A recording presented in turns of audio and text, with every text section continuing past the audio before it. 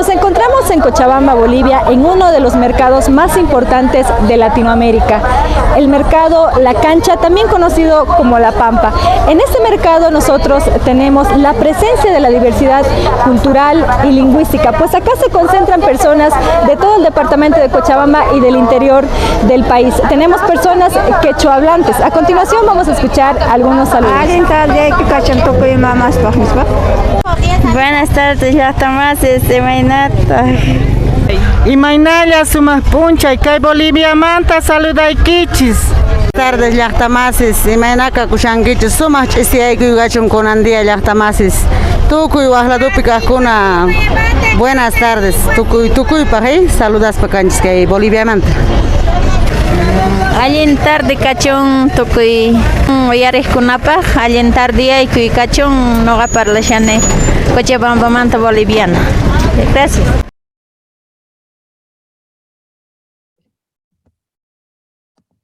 Hello everyone, I am Marlene Romero and it is a pleasure to be able to talk about my native language Quechua with you at the Australian National University.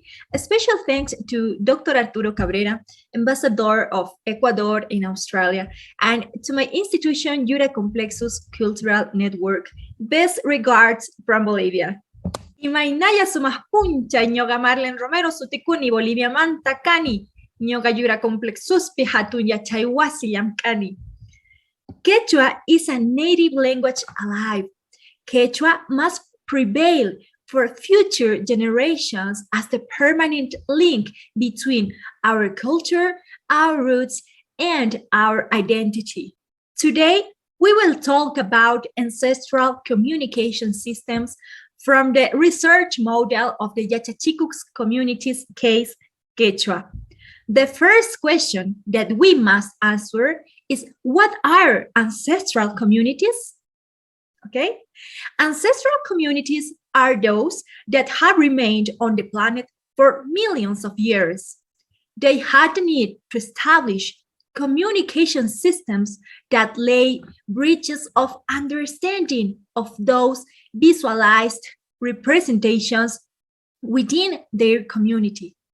We find diversity of dialects that originally we could consider them as primitive, finding ourselves still in a state where the diversity of languages has made that Homo sapiens not yet reach planetary comprehension environments in view of the creation of a universal communication system. The second question that we must answer is, when and where did Quechua develop? Quechua developed 2,000 years ago in Abi Ayala by human settlements that were denoted in Caral, Peru, Quero, Bolivia, and in Tulip, Ecuador.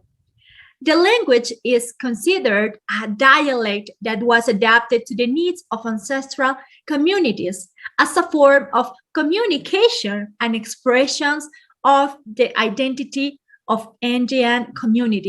Quechua, unlike Western languages, doesn't constitute the unit of alphabetic letters, but rather the unit of graphics that have been interpreted today to symbols identified by letters. Let's talk now about the importance of Quechua in my country, Bolivia. In Bolivia, we have a high percentage of indigenous population. Therefore, we have a linguistic wealth that leads us to understand their diverse environments and the diaspora of native languages, reaching up to 36 dialects, including Quechua. This language was inserted in elementary school, high school, and universities, and it is also an essential requirement to perform work functions. Currently in Bolivia, Quechua is the most widely spoken indigenous language, with more than 2 million people. A third question that we must answer is, which is the role of globalization in languages? Globalization pushes us to use languages that lay to be universal, such as English, for example, Chinese, and French. However, Andean thought pushes us to understand that there are complementarities and therefore understandings that localization must be added to globalization, and understand that there are dialects that represent the identity of different cultures, which must also be respected under their different manifestations. One of these ancestral languages is Quechua. Dear friends, thank you very much for your attention. Greetings from Bolivia. Tinkunakama. Hasta pronto. Bye.